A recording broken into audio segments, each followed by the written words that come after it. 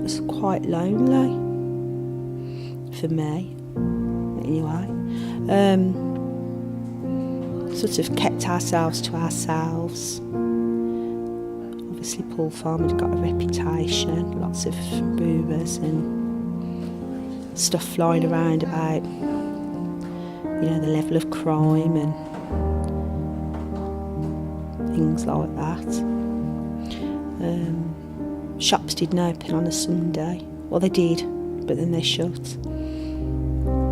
Didn't open again till 6 o'clock, so it was quite a different sort of vibe to the neighbourhood. The schools were rubbish, and I think a lot of people just wanted to get out. They weren't here for the long term. It was just somewhere to live for now, and there was always an aspiration to go away as soon as possible. I think change was always going to be imminent because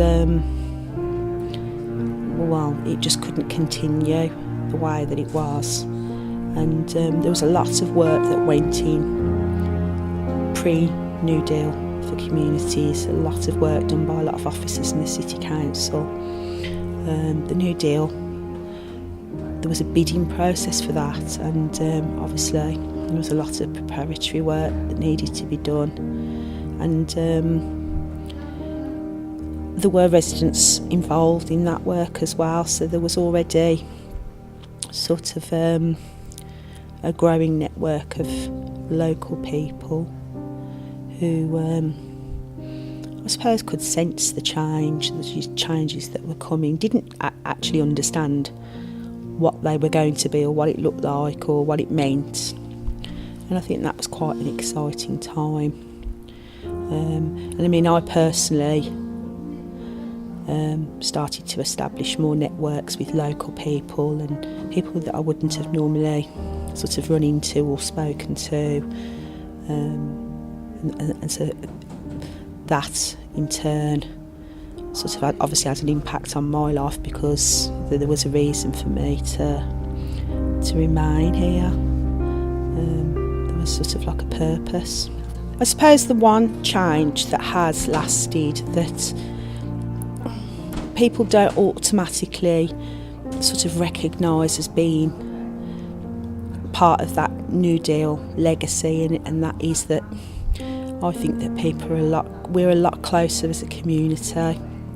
There was a lot of money actually spent on the community and community development and building cohesion and social capital and all of those buzzwords.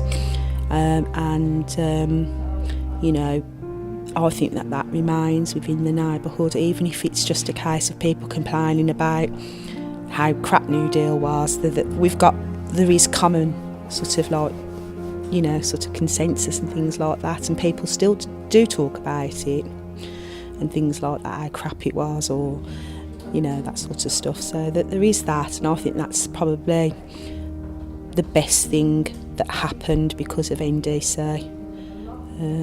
It's that people are much closer as a community, and obviously there's our place, Kings Norton. We are the legacy, apparently. And who'd have thought that after 6 years we'd still be here, run by residents, taking over a community asset and, managing that. I think the other thing that probably happened was that people's aspirations were sort of raised as well, and, I don't know whether that's just a sign of the times, I don't know, but when I first moved into the neighbourhood, people were quite forlorn, they were quite, this is our lot, and you still do meet people like that, but I think there's more sort of people that know or can encourage people that they don't have to put up with their lot in life, and do you know what I mean? So it's about sort of like other people helping other people. And obviously there's the physical changes, like the regeneration and things like that, that is ongoing and will be ongoing for probably the next 20 years, and that is as a direct result of NDC and people power.